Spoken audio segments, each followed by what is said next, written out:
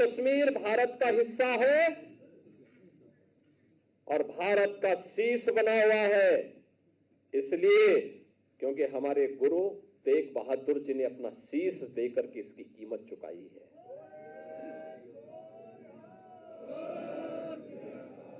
और यहीं से हम कह रहे हैं कि गुरु गोविंद सिंह जी महाराज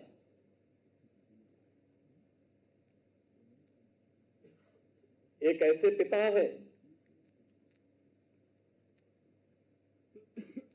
जिन्होंने अपनी आंखों के सामने अपने पुत्रों को बलिदान होते हुए देखा है। एक ऐसे पुत्र हैं जिन्होंने अपने पिता को अपनी आंखों के सामने बलिदान होते हुए देखा है। क्या उम्र है उस समय गुरु गोविंद सिंह जी महाराज की, जब पिता कश्मीर के लिए सिर दे रहा है, और क्या उम्र है जब बाबा जोरावर सिंह और बाबा फतेह सिंह देश और धर्म के लिए अपना बलिदान दे रहे हैं। 7 वर्ष और 9 वर्ष की उम्र क्या उम्र होती है, क्या उम्र होती है। बहनों और भाइयों, गुरु नानक देव जी से लेकर के गुरु गोविंद सिंह जी महाराज तक, 4 साहबजादों से लेकर के 5 प्यारों तक सिख गुरुओं का पूरा इतिहास देश और धर्म के लिए शहादत का इतिहास है। और ये इस बात के लिए हम सबको प्रेरित करता है कि इतिहास केवल एक कौम का नहीं है, इस देश का इतिहास है। एक नई प्रेरणा है पूरे भारतवासियों के लिए। जाति पाति का भेदभाव समाप्त हो। गुरु नानक देव जी ने शबद कीर्तन के लिए जो प्रेरणा दी, मिल बांट करके खाने के लिए जिस लंगर की शुरुआत को आगे बढ़ाया था, वह आज भी बनी हुई है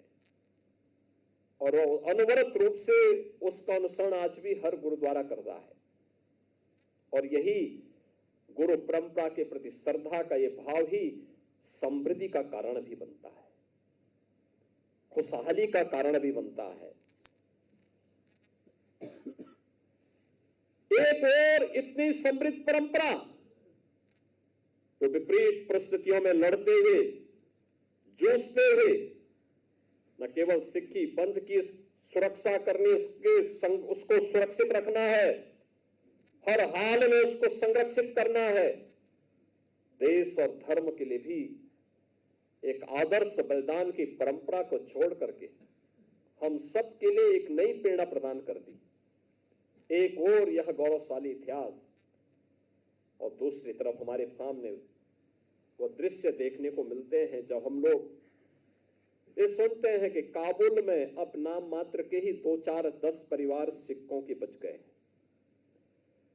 जब हम बांग्लादेश की घटना को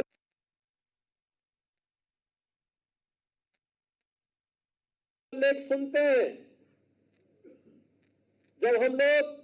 पाकिस्तान के अंदर होने वाले अत्याचारों के बारे में सुनते हैं, तब हमें सिख गुरुओं के उस त्याग और उस बलिदान का स्मरण बरबस हो जाता है। और इसीलिए आज के अवसर पर मैं आप सबसे यही अपील करने के लिए आया हूं। मैं आप सबसे यही अपील करूंगा